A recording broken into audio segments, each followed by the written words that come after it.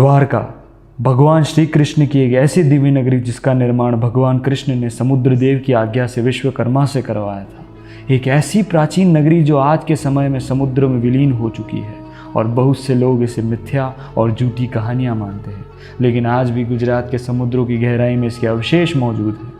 तो चलिए जानते हैं द्वारका नगरी का ऐतिहासिक रहस्य क्या है। नमस्कार दोस्तों, मैं हूँ आपका दोस्त और होस्ट मानव टंडन और स्वागत करता हूँ हमारे स्पिरिचुअल टेल्स के 4th एपिसोड में। जरासंध के बढ़ते अत्याचारों के बाद श्री कृष्ण ने द्वारिका का निर्माण किया, एक ऐसा नगर जो कि विशाल और सुसंगत था।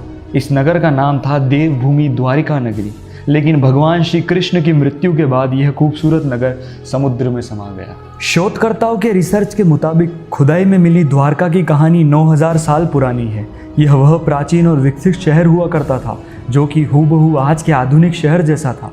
लेकिन सच तो यह है कि धरती के विकास और समय के साथ यह सभ्यता और यहाँ के पौराणिक रहस्य हमेशा के लिए समुद्र के गर्भ में समा गए, जिन्हें लेकर आज भी खोज चालू है। समुद्र की गहराई में खोजकर्ताओं को खोज करने पर एक ऐसे अवशेष मिले जो इन पौराणिक कथाओं को सच साबित करते हैं। इन्हीं में से एक है द्वारका नगरी का रहस्य।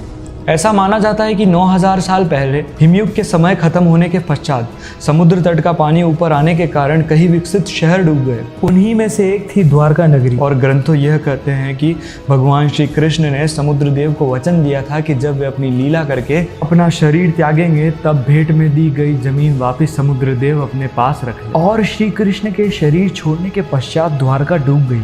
इस नगरी को श्री कृष्ण की कर्म भूमि भी माना जाता है। द्वारका भारत के 7 सबसे प्राचीन नगरों में से एक है। बाकी 6 नगरों के नाम हैं मथुरा, काशी, हरिद्वार, अवंती, कांचीपुरम और अयोध्या। कुछ लोग द्वारका को द्वारकावती, मोक्षापुरी, द्वारकामती, देवभूमि, गोमती द्वारका, बेट द्वारका, वारी दुर्ग के नाम से भी जानते हैं। कृष्ण के देहांत के बाद द्वारका का क्या हुआ? कृष्ण की नगरी द्वारका महाभारत युद्ध के 36 वर्ष पश्चात समुद्र में डूब जाती है। द्वारका के समुद्र में डूबने से पूर्व श्री कृष्ण सहित सारे यदुवंशी भी मारे जाते हैं। समस्त यदुवंशियों के मारे जाने और द्वारिका के समुद्र में विलीन होने के पीछे मुख्य रूप से 2 घटनाएं जिम्मेदार हैं। एक माता गांधारी द्वारा दिए गए श्री कृष्ण को श्राप और दूसरा ऋषियों द्वारा श्री कृष्ण पुत्र साम को दिया गया श्राप। श्री कृष्ण अपने 18 कुल वधुओं के साथ द्वारका आ गए। यहाँ सब लोग मौज मस्ती में रहने लगे। तत्पश्चात 36 साल तक राज करने के बाद श्री कृष्ण का देहांत हो गया। यह वह दौर था जब यादव कुल के लोग आपस में भयानक तरीके से लड़ा रहे। इसके अलावा जरासंध और यवन उनके घोर दुश्मन। ऐसे में द्वारका पर चारों ओर से आक्रमण कर दिया गया। कहते हैं श्री कृष्ण के प्रपौत्र वज्रनाभ द्वारका के यदुवंशी के अंतिम शासक थे जो यदुवंशियों की आपसी लड़ाई में जीवित बच गए थे। द्वारका के समुद्र में समा जाने के बाद अर्जुन, वज्र, अन्य शेष बची यादव महिलाओं को हस्तिनापुर यानी कि इंद्रप्रस्थ ले गए। इनके जाने के बाद द्वारका नगरी समुद्र में समा गई। अब सवाल यह उठता है कि पूरी की पूरी नगरी समुद्र में कैसे समा सकती है? आज के समय कुछ लोग तो यह कहते हैं कि यह काम एलियंस का होगा और कुछ कहते हैं कि हिमालय की उम्र खत्म होने के बाद यह हुआ है, लेकिन इसका पुख्ता सबूत आज भी किसी के पास नहीं है। ऐसा माना जाता है कि समुद्र की गहराई में आज भी द्वारका की दीवारें खड़ी हैं। कोई पुख्ता सबूत नहीं मिलने पर वैज्ञानिकों ने राज पर से पर्दा उठाने के लिए समुद्र की गहराई को खोजा। इस दौरान शोधकर्ताओं को समुद्र में सैकड़ों फीट नीचे कुछ अवशेष मिले जिसने पूरी दुनिया को हिला डाला। समुद्र में मिले अवशेष पर सबसे पहली नज़र एयरफोर्स वालों की पड़ी। इसके बाद 1970 में जामनगर के गजेटियन में इस पर उल्लेख किया गया। प्रोफेसर राव की रिसर्च। एक समय था जब लोग कहते थे कि द्वारका नगरी एक काल्पनिक नगर है, लेकिन इस कल्पना को सच साबित कर दिया आर्कियोलॉजिस्ट प्रोफेसर SR राव ने। आज वही प्रोफेसर राव हमारे बीच नहीं है। प्रोफेसर राव और उनकी टीम ने 1979 और 1980 में समुद्र में 560 मीटर लंबी द्वारका की दीवार की खोज की।